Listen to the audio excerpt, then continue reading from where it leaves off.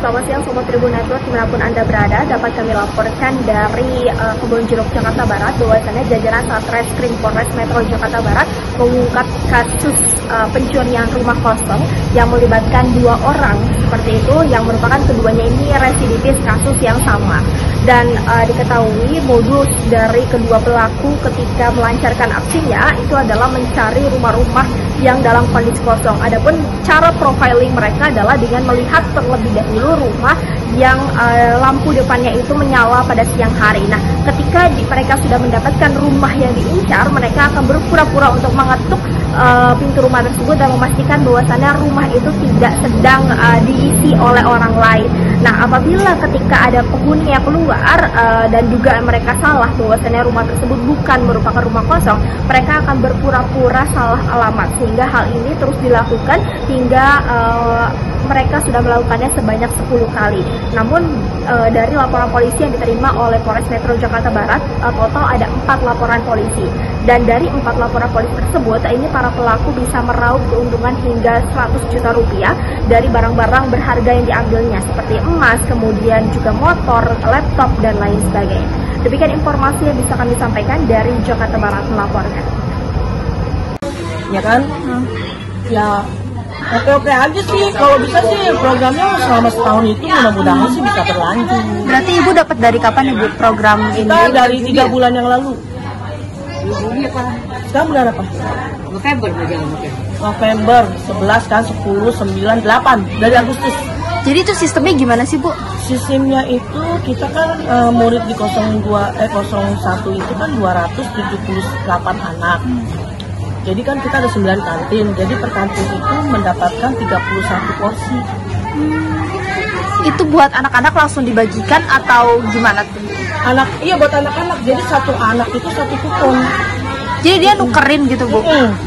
Jadi dari 9 kantin ini, kalau nggak salah itu ada 23 menu ya yang mereka bisa ikut. Oh, itu setiap hari berarti berbeda-beda Bu menunya Bu? Enggak, kita jadi per kantin itu misalnya kayak kantin saya nih, kantin saya kan nasi nugget, sushi, sama sandwich. Jadi mereka bisa tukar antara 3 itu. Oh, dikasihnya 1 gitu? Iya, 1 anak, 1 kupon per hari. Jadi kalau misalkan sisanya itu berarti pakai uang pribadinya mereka gitu? Kalau ada yang lebih gitu? Sebenarnya kita nggak dianjurkan untuk dia pakai uang pribadi. Karena mereka kan udah dijata, ya kan, 1 anak 1 kupon itu, jadi tidak dianjurkan pribadi. Walaupun misalnya nih kita kan menunya memang harus porsi berat.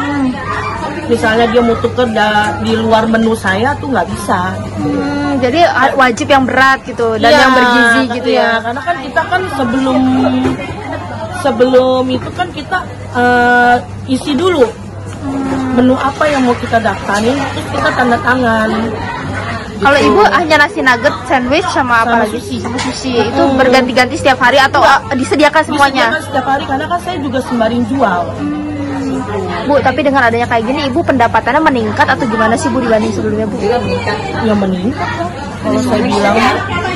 Karena kan ibaratnya kan walaupun nggak terlalu ramai, misalnya ada kata nih biasa sepi, tapi kan kita sebelumnya udah dapat gaji tetap, ibaratnya udah pasti dapat penghasilan tetap itu. Jadi per hari itu kita mendapatkan 155.000. Ya, itu udah pasti ya Bu ya? Iya, udah pasti. Karena kan mereka kan transfer, dan kita membagikan ke semua kantin. Oke. Kecuali kalau yang nggak masuk. Kalau nggak masuk baru berapa kantin yang nggak dimasuk ya kita bagi lagi ke mereka yang penting. Tapi untuk menunya itu Bu harus 4 sehat 5 sempurna, maksudnya ada itunya atau gimana Bu? Enggak, kita kan kalau misalnya menu itu intinya porsinya berat, cuma kalau bisa makanannya sehat gitu, ya kan? Kayak dia kan ada burger, takoyaki, terus udah itu spaghetti. Tapi spaghetti dia itu bahannya tuh bahan buat sendiri, bukannya beli instan.